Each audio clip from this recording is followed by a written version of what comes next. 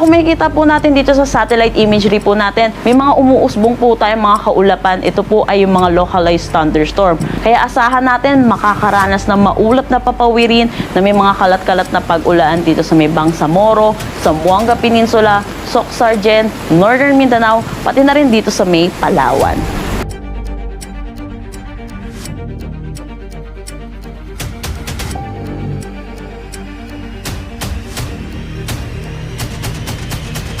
Manatiling may kaalaman at manatiling ligtas sa pamamagitan ng pagbisita sa aming YouTube channel para sa mga real-time na ulat panahon sa ating bansa. Laging tandaan, maging alerto at iba yung pag-iingat sa banta ng ulan, baha at pagguho ng lupa. Ngayon, oras na para marinig mula sa ekspertong meteorologist. Bibigyan tayo ng malalim na pagsusuri sa lagay ng panahon at ipapaliwanag ang anumang mahalagang kaganapan sa ating panahon ngayon o sa mga darating pang araw. Kung maaalala po natin, nag-onset na po tayo ng tag-ulan kaya wala naman tayong nakataas na anumang gale warning sa anumang seaboards ng ating bansa. Pero southwest monsoon or hanging habagat ang nakakaapekto dito sa may western section ng Mindanao. Makikita po natin dito sa may Zamboanga Peninsula, Basilan, Sulu at Tawi-Tawi, patuloy sila makakaranas ng maulap na papawirin na may mga kalat-kalat na pag-ulan dulot na itong southwest monsoon. Pero kung makikita natin sa eastern section, magiging maaliwalas naman ang kanilang panahon.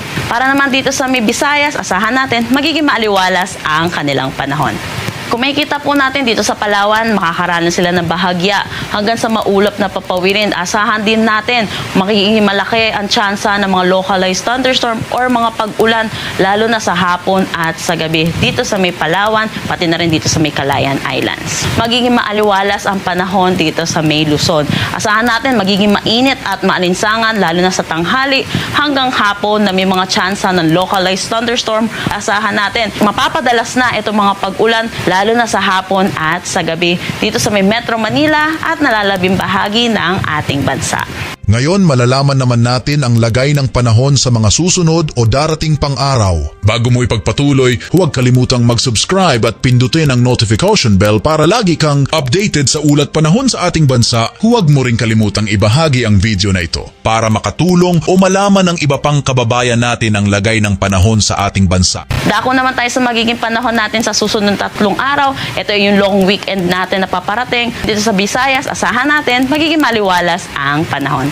Agwat ng temperatura for Iloilo 25 to 33 degrees Celsius, Cebu 26 to 33 degrees Celsius. Kung makikita po natin dito sa Palawan, agwat ng temperatura 26 to 34 degrees Celsius. Tacloban 25 to 33 degrees Celsius. Pero mataas po yung mga tsansa ng mga localized thunderstorm pagdating sa hapon at sa gabi dito sa may Metro Manila at nalalabing bahagi ng ating bansa. Kaya pinapaalalahanan po natin mga kababayan natin na magdala ng pananggalang sa ulan. Agwat ng temperatura for Metro Manila at Lawag 26 to 33 degrees Celsius, Tugigaraw 25 to 34 degrees Celsius. Dito sa Baguio 18 to 24 degrees Celsius, for Tagaytay asahan natin ang 23 to 31 degrees Celsius, Legazpi 27 to 34 degrees Celsius.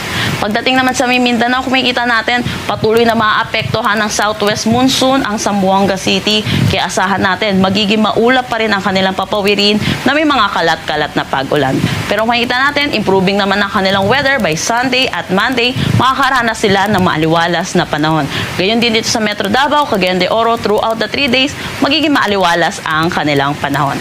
Agwat ng temperatura for Zamboanga, Cagayan de Oro at Davao, 25 to 32 degrees Celsius. Yan muna ang ating weather update ngayon. Sana ay nakita ninyo ang broadcast na ito na nagbibigay kaalaman at kapaki-pakinabang. Maraming salamat sa DOST Pag-asa sa pagbabahagi ng kanilang mahalagang insight o ulat panahon. Samahan kami sa susunod para sa higit pang mga weather update sa ating bansa at manatiling nakatutok sa weather update ng bansa at huwag kalimutan i-share at mag-subscribe na rin. Mabuhay ang Pilipinas!